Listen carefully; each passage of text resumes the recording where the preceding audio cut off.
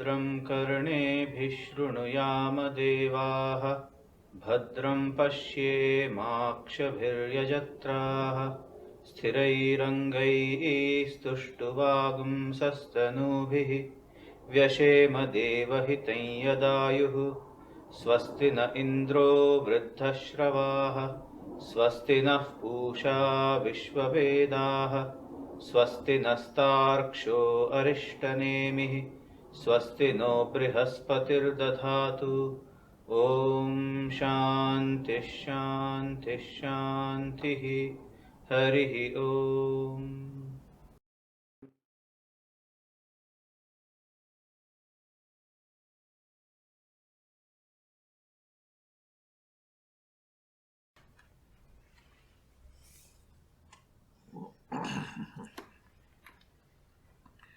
Dear friends,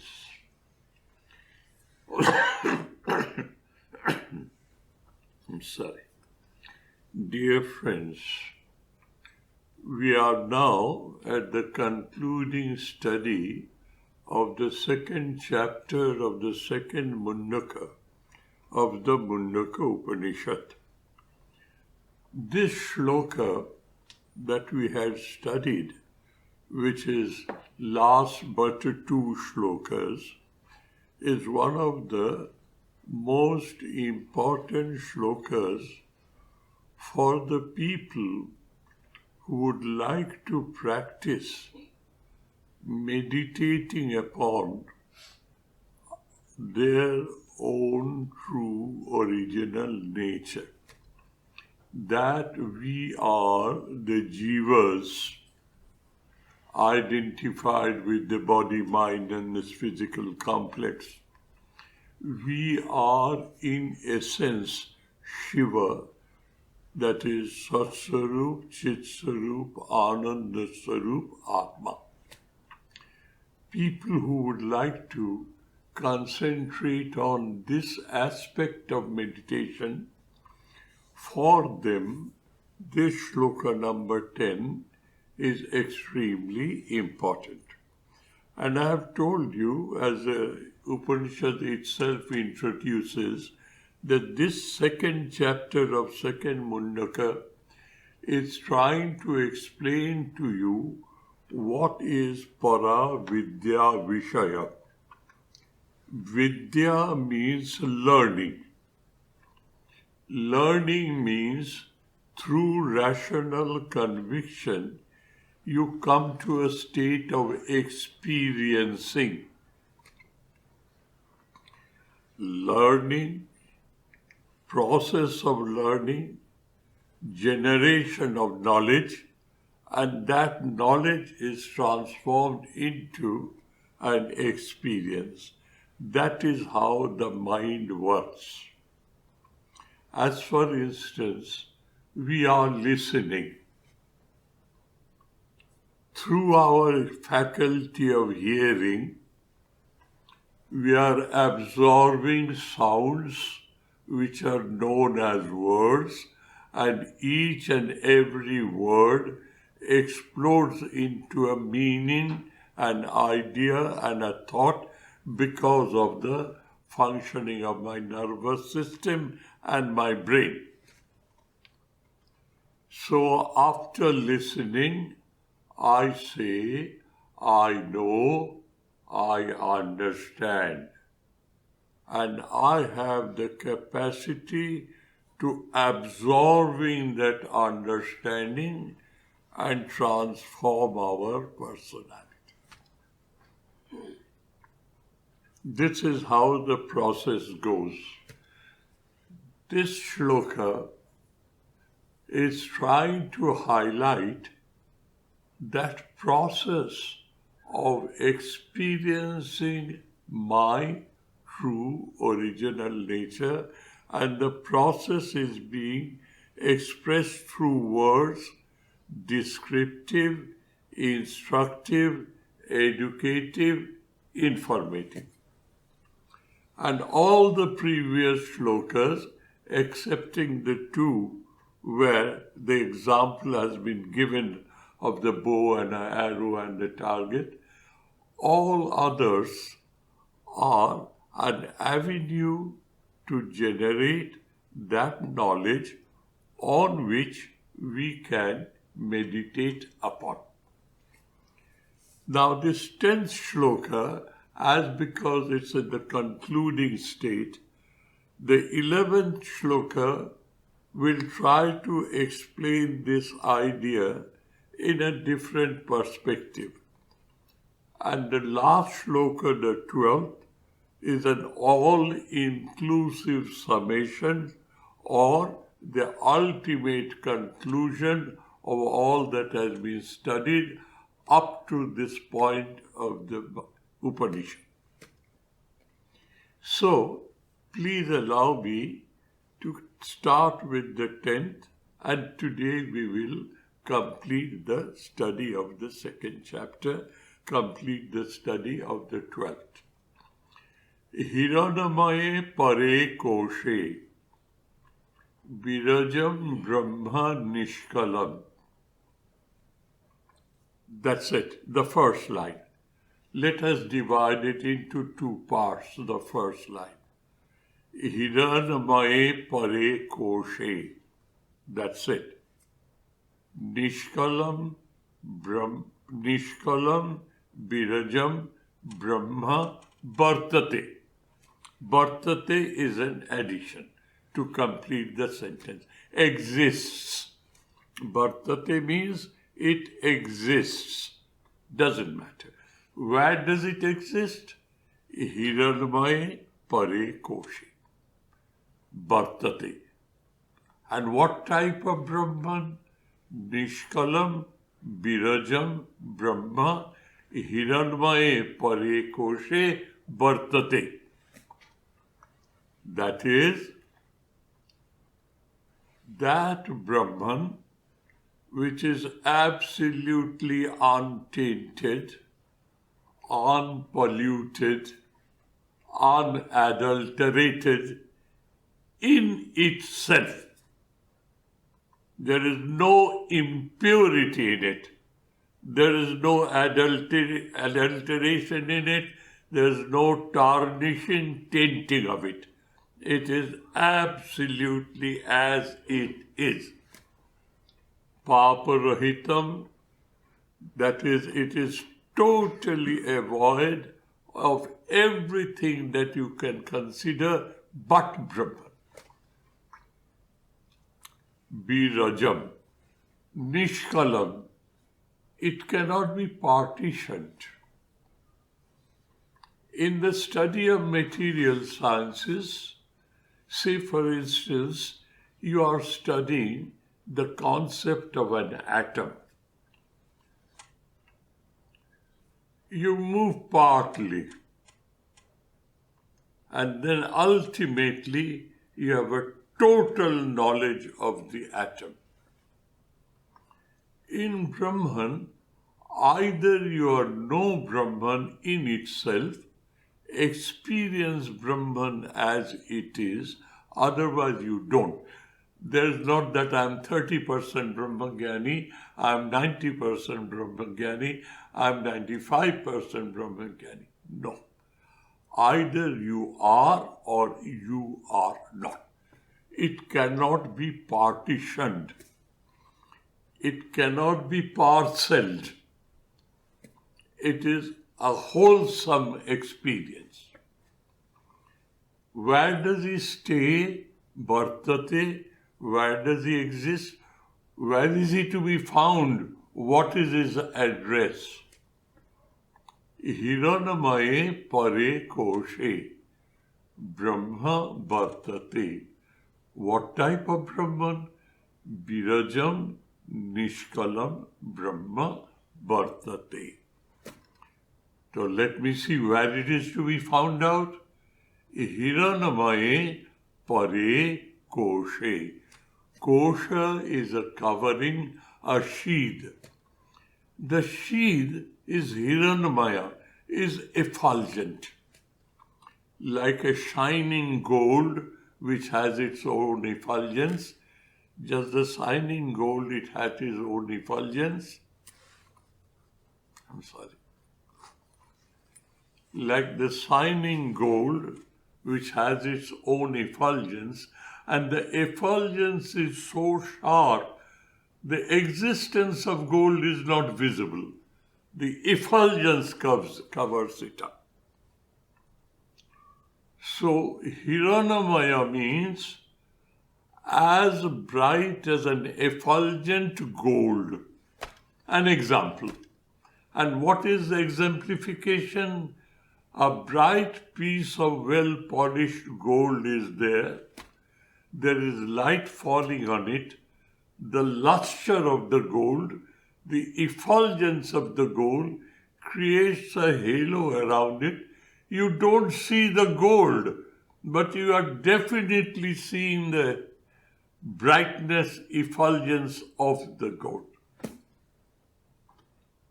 Please mark these examples very carefully, because this is a path of testing whether your experiencing is correct or it is based on self-deception. Hiranamaye pare koshe. Para means the last, the sublime.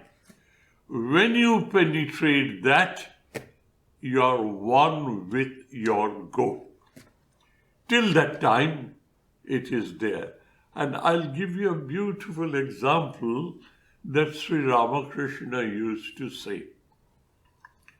He used to describe how slowly and slowly the mind gets purified and you come close to the awareness and experience of Brahman or Atman. In those days, during Sri Ramakrishna's days, during my childhood days, we did not have electricity then, though it was discovered, but it was not commercialized for all and sundry as consumers. No. So, the old-time kerosene lamp was in vogue. And the kerosene lamp had various shapes and forms and sizes. The most important part was container, where the kerosene was contained, the wick which was soaked in the container, and the wick was coming out, and you light the top. And it lights up, and to prevent it from fire hazard, they had a glass covering on top of it. Hurricane lanterns were totally concealed. There were other lamps with an open-ended glass jar, as it were, a glass frame, as it were. Now, Sri Ramakrishna says, the owner of that lamp, every day he cleans that glass thoroughly, perfectly, correctly, so that the glass is absolute see-through. It is so clean and transparent that by your look, you can't understand there is a glass. It is so clean, so transparent, and you see the flame.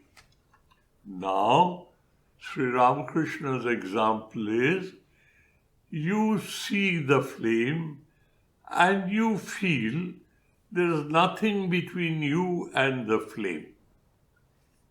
So, you are desirous of touching the flame. So, you put your index finger forward and you go. All of a sudden, you find that the finger is being obstructed. And then you realize, oh, the glass is there.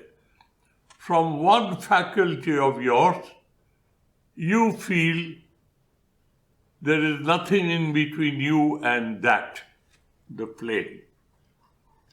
From other faculty, when you want to verify it, you touch it. So the essence of this example is, you think there is nothing in between you and the real object. But there's such a fine, thin, transparent wall of glass which you don't see, but when you want to touch the flame, your index finger stops at the glass. Parekoshe here means that glass. It allows it to come through, but in totality, you can't get hold of it. From one aspect of your understanding, you are aware of its presence and you feel there is no obstacle between you and me. But when you want to touch it from other faculties, your hands don't reach there. There is a wall which is not visible, but it prevents you from touching it. Now, let us extend this example, Hiranmaya Pare Koshe. Kosha is a covering, a sheath. What type of a sheath? Shining with a lustre of gold, or effulgent with the lustre of the gold, shining gold. What happens? That shine, that effulgence creates a dome, as it were, across the gold. You are carried away by the effulgence, you see the effulgence, you experience the effulgence, but you have not seen the gold. The gold is covered by its own effulgence. That is the last stage of experiencing your true original nature.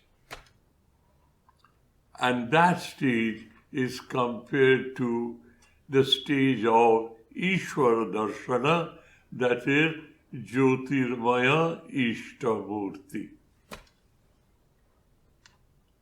That lustre is the Rupa, that lustre has a name, and it is beyond Nama Rupa, but you are convinced it is the Nama Rupa and you believe it is there, but you have not seen it actually, experience it totally. Here the scripture is stating that point. Hiranmaya Pare Koshe Nishkalam Birajam Brahma Vartate. Tat Shubhra, it is absolutely pure. That is Jyotisham Jyoti. This is something which you will have to understand with a very cool head and a deep penetrative insight. Jyotisham Jyoti. It is the effulgence, what we know as effulgence. We know what is effulgence, Jyoti. We know that. It is Jyotisham Jyoti. It is the effulgence inherent in that effulgence. Tat, that, yat, which Atma-vida, the self-realized soul, experiences. Tat, yat, Atma-vida, vidu.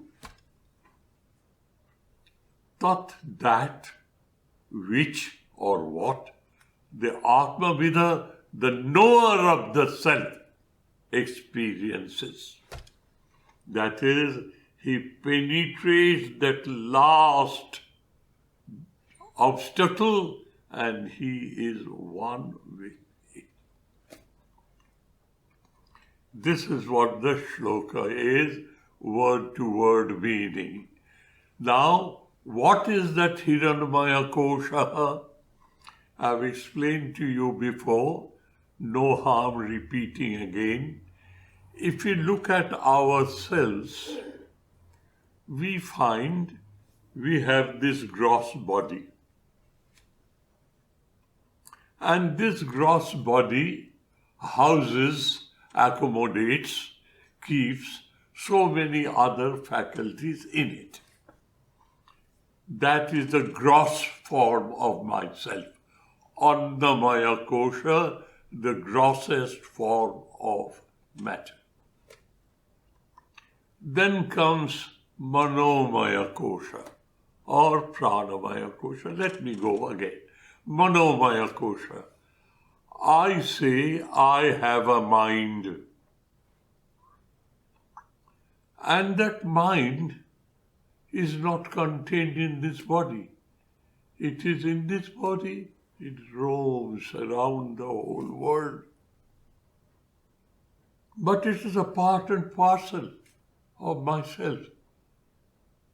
So that is another type of body that I have. Annamayakosha, Manomayakosha, the life forces, prana, apana, vyana, udana, samana.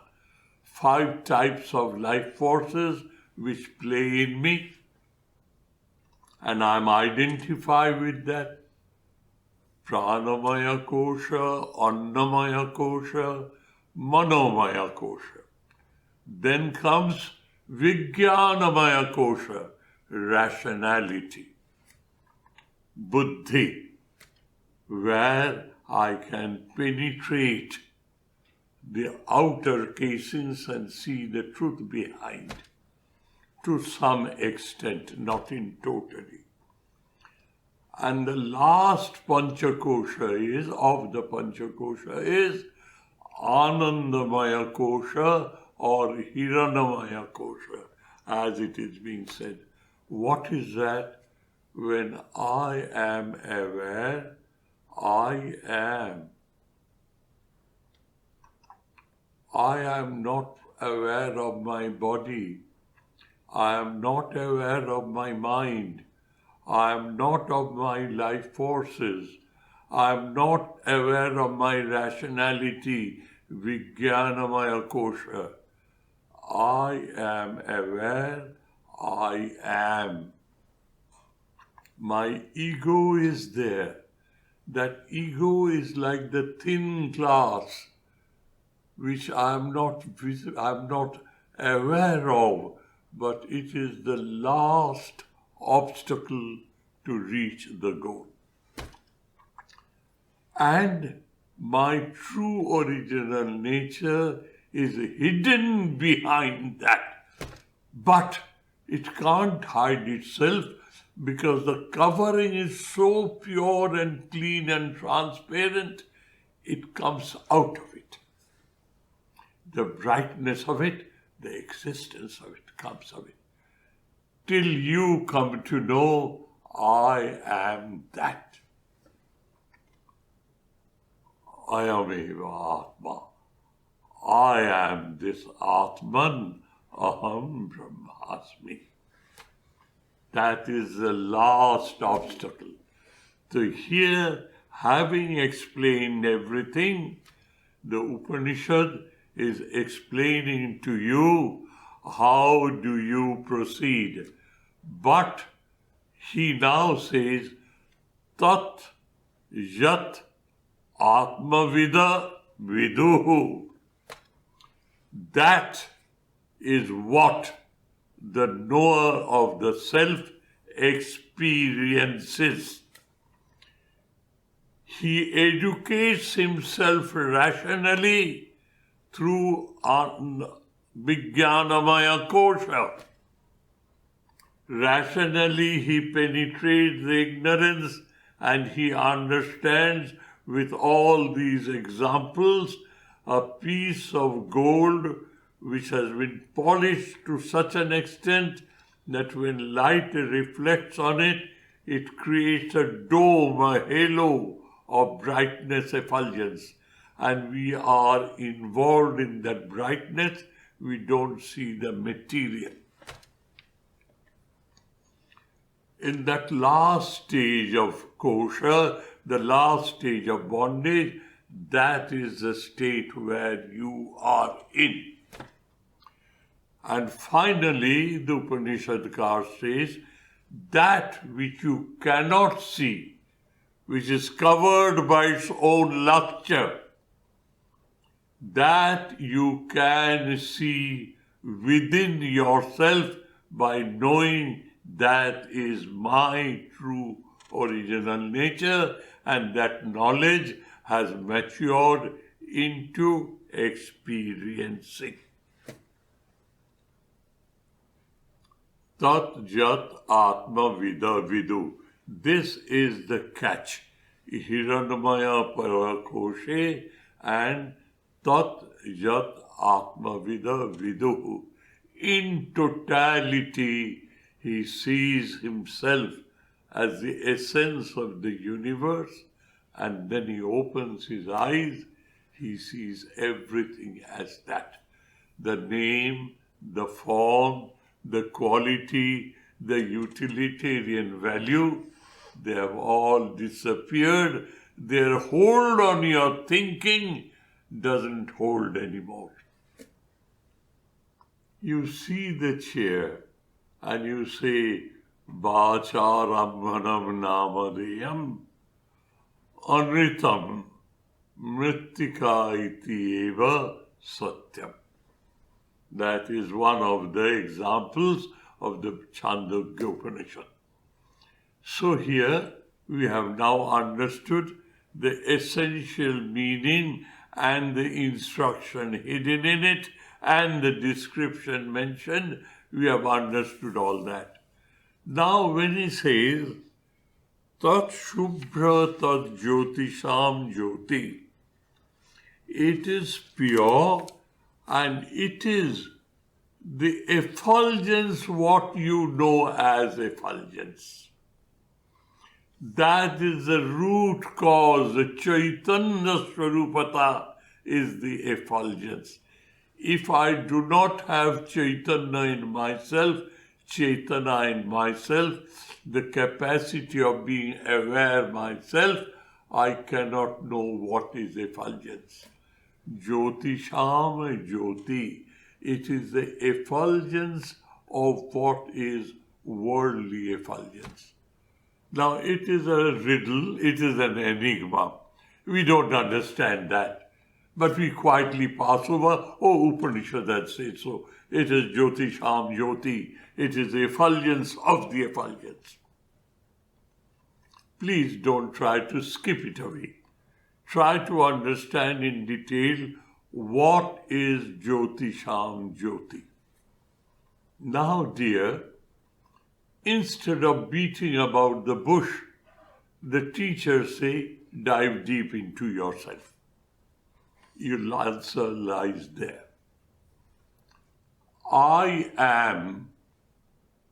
This is a constant flow of awareness. It never stops. I am. Now, let us analyze this experience. I am. What does it constitute of? What does it constitute of? What is it made of? This experience, I am. Existence and awareness of an existence. I am aware, I exist. Awareness and existence, they go hand to hand, inseparable.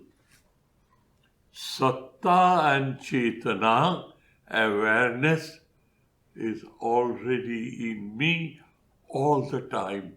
That is my true original nature, peeping through the five koshas.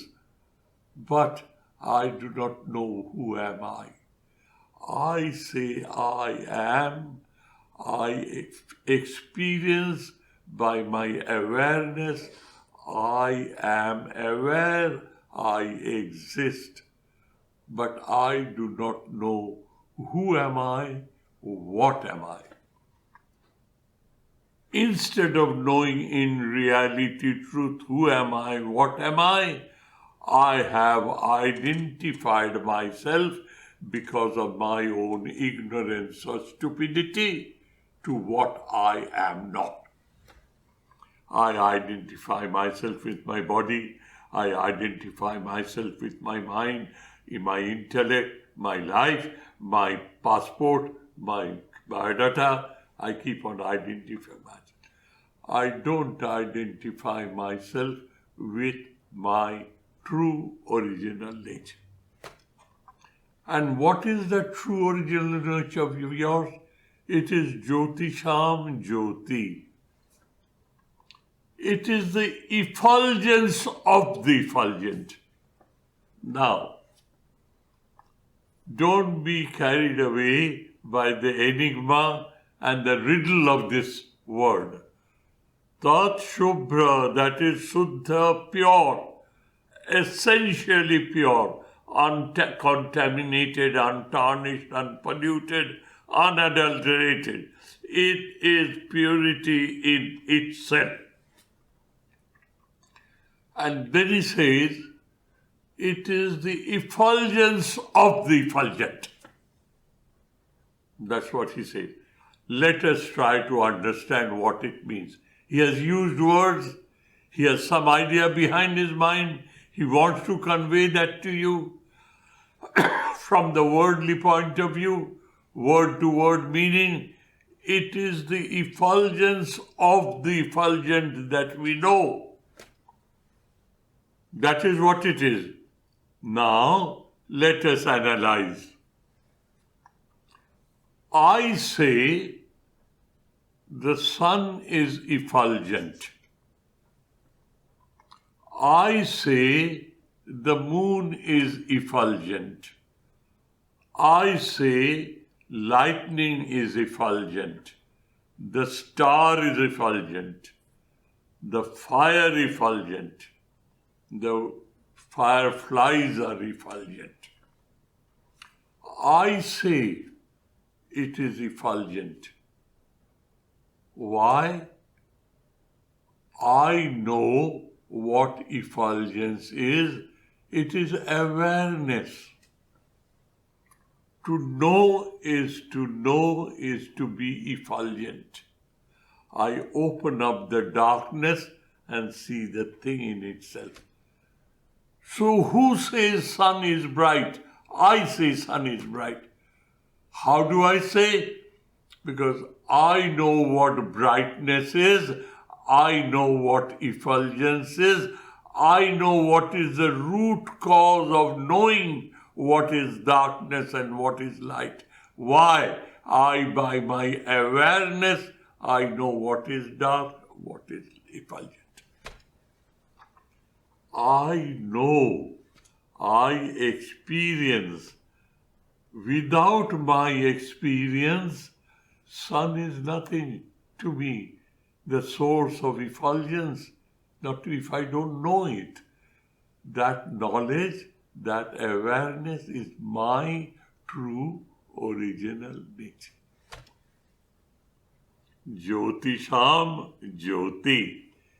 If I don't have that awareness in me, how do I say the sun is bright? I should know what brightness is, and that knowledge and brightness are equated together. Jyoti Swarupa, Chaitanya Swarupa, Atma. Atman is Jyoti Swarup, Chaitanya Swarup. That is why I can discriminate between darkness and light. Jyotisham Jyoti. I am aware of the effulgence of the sun. I am aware of the absence of that effulgence known as darkness. I know what darkness is, but darkness is not effulgence. It is total absent of effulgence. But I lighten it up and I say this is known as darkness. I. And that I is my true original nature. Tat Shubhra Tat Jyotisham Jyoti. It is the effulgence of all material effulgence. It is awareness to make you know it is light, it is dark, it is effulgent, it is not shining, matte. Polish, matte finish, polish, finish. It is you who are the cause to know what is effulgence. Therefore, you are the person who gives the understanding of effulgence in effulgence. Understanding of effulgence comes from you. This is how you should understand. Now, the teacher knows full well it is a bit enigmatic, it's a bit riddlesome. So he tries to explain it further. Na tatra surjo bhati. Tatra. In that state, when you are totally aware of your own true original nature, in that state of total awareness of your real nature, na tatra surjo bhati. Sun does not shine there to meet your requirement to know. You are the essence of effulgence as by yourself. Sa samvedya chaitanya, self-evident awareness in me, which tells me this is bright, this is not bright, this is effulgent, this is light, this is darkness. Who is telling that to you? Your awareness with its experience of the diversity of the world, your awareness is the guiding factor. The sun lightens up for you, for your eyes to see. But the effulgence of the sun is known to you. The darkness is known to you. And that is why, by contrast, you know what is darkness, what is effulgence. You are the source of every experience. Na tatra surjo bhati. In that level of awareness that is known as sa samvedya chaitanya, self-evident awareness in me, when you are concentrating on that awareness, Chit Sarupatav Satchit Ananda, when you concentrate on that awareness of yourself, the sun is not needed to shine for you to experience things. Na tatra surjo bhati, na chandra na taraka, neither the sun, nor the moon, nor the stars. Nema vidyuto bhanti. Lightning doesn't light up for a fraction of the cosmos. Kuto yam agni. What do you speak about Agni? All these are beyond you. But Agni, you can light up fire. So you know how you light up fire. Fuel, a little additional fuel, quickly burn fuel, twigs, branches, and timber. You put twigs, leaves burning. Kuto yam agni. Agni doesn't come here because it's your creation.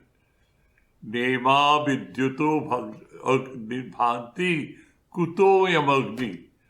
Tam eva bhantam anubhati sarvam. That awareness being there, you are aware of everything. Awareness is your true original nature, Satsarupata, Chitsarupata, Anandasarupata, Sasamvedyata. Satsarupata is awareness of your existence, awareness that I am aware.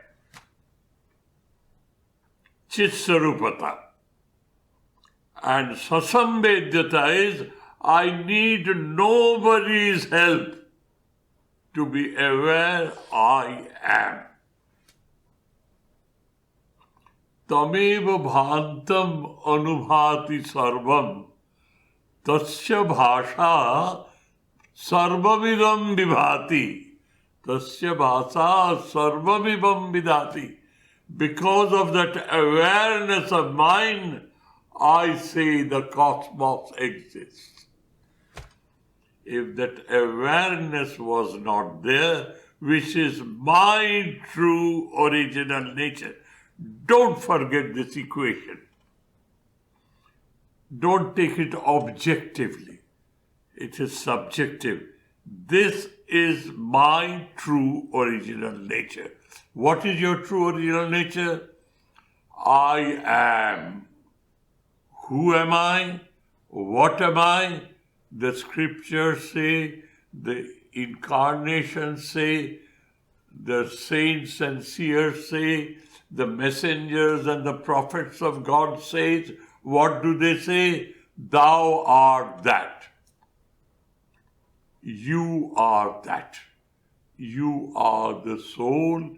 You are the Atman. And how do you experience that Atman?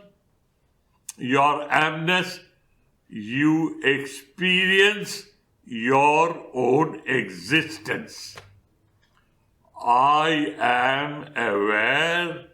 I am experiencing my existence. I am. The definition of this experience, I am, is I am aware, I exist. Awareness is consciousness. I am aware, I exist. This being so, the whole cosmos exists for me. Tasya bhasa, with that effulgence and awareness of mind, the whole cosmos is existing to me.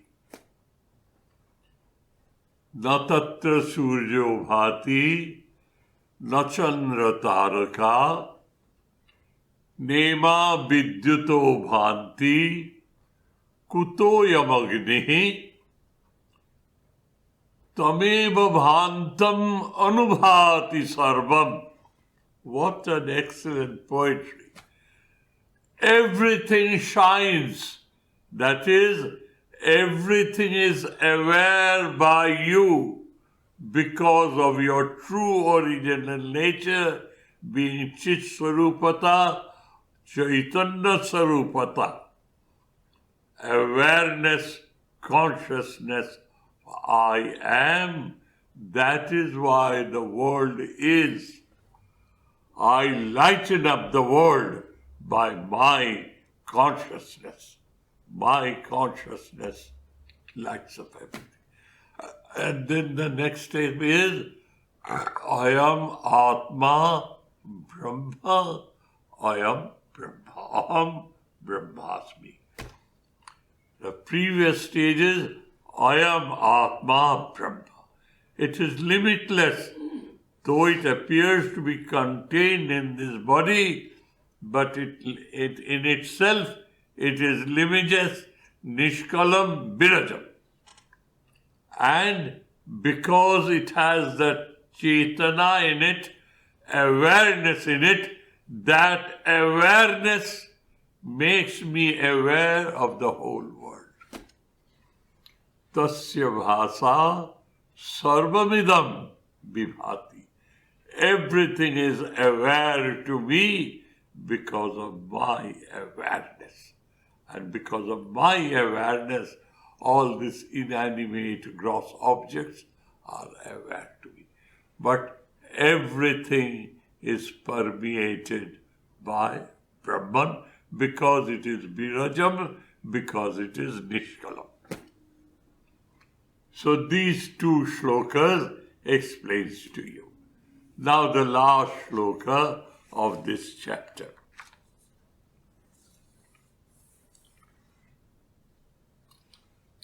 Brahma eva idam amritam. Stop here. This Brahman, and he is amritam, deathless.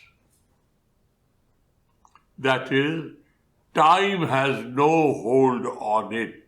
It is beyond time, beyond space, which we'll say later on, beyond causation. It is the eternal, infinite, immutable, absolute, which is my true original nature, and that nature is described as Satchit Ananda Swarup Atma. Brahma eva idam amritam. Purastat Brahma. Go up to the infinite horizon beyond, to the infinite backwards.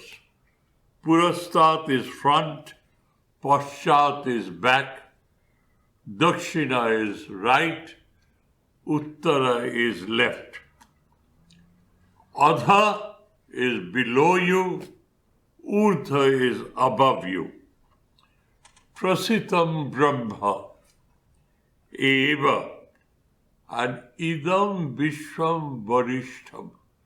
Idam vishwam Brahma eva. This is the conclusion, all-inclusive statement of what is para vidya vishaya. What is the object? Jaya tadaksharam adhigamyate. Paravidya is by means of which you can experience that immutable aksharam vikyate. You can experience that. Adhigamyate, be and become.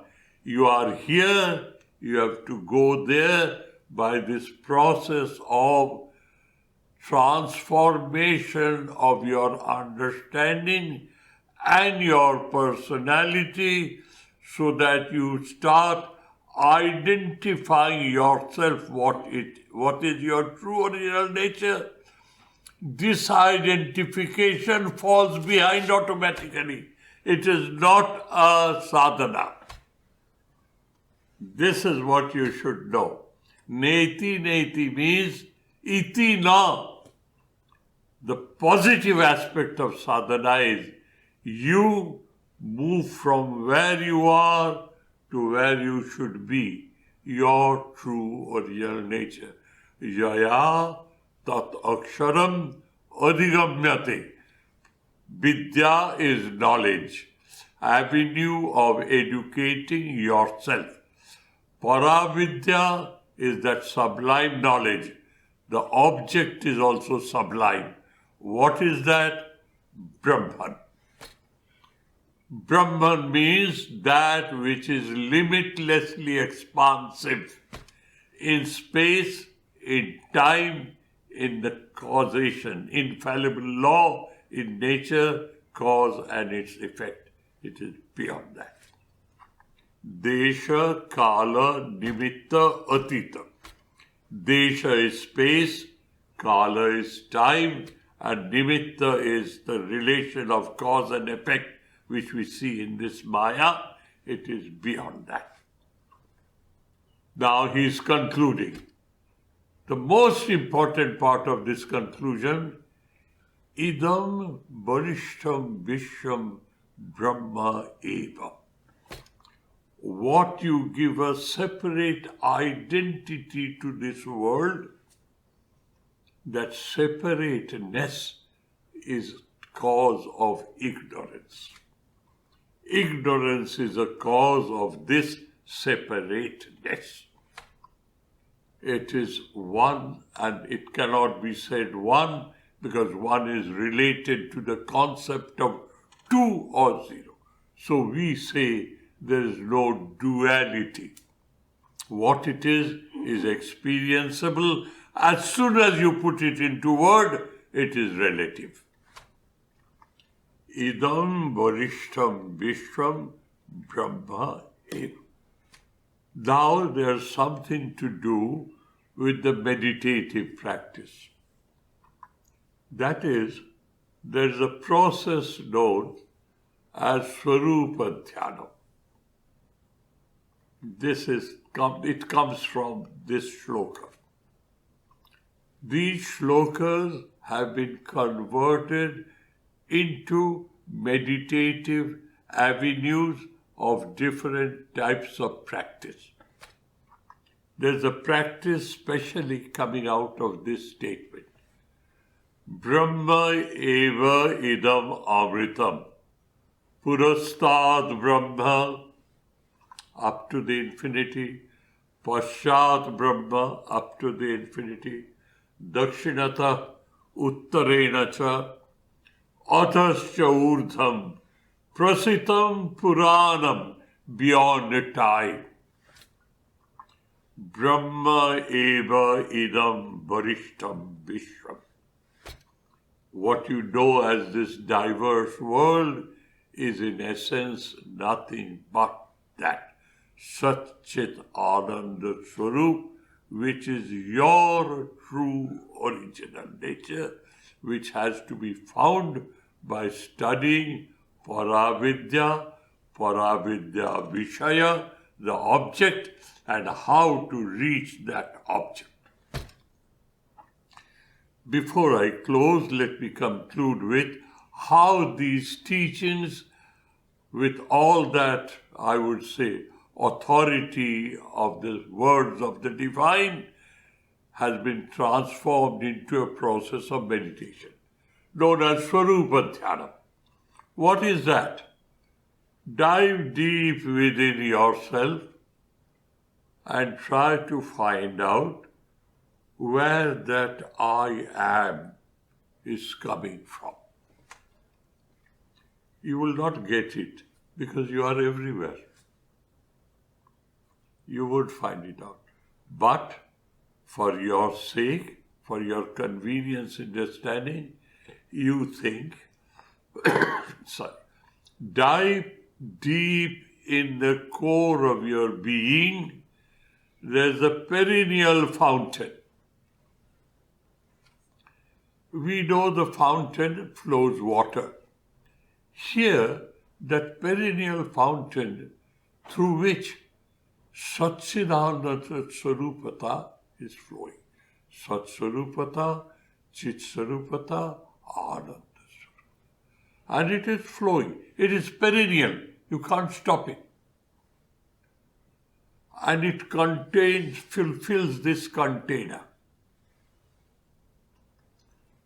It is pouring and I am aware, I am Sat Swarup, I am Chit Swarup, I am Ananda. Now this is a small container, it fills up, overflows, and it floods the whole of my front, whole of my rear till infinity, my right, my left, my top, my bottom. Below, whole sphere, the globe, is being saturated, permeated, filled up with that perennial flow of existence, awareness and joy. And you, like a speck at the center of that sphere, you meditate upon your true original nature. This is Swarupa Dhyanam emanating from this statement and other supporting statements of the whole gamut of Upanishads and Brahma Sutra and etc. So let us complete now the sloka. Brahma eva idam amritam. Purastad Brahma, Paschat Brahma, Dakshinataha, Uttarena cha, Adhascha urdham, Prasitam Brahmaivayam, Vishwam Varishtam idam Brahma eva. That is the end of your pursuit, of your study, of your experiencing.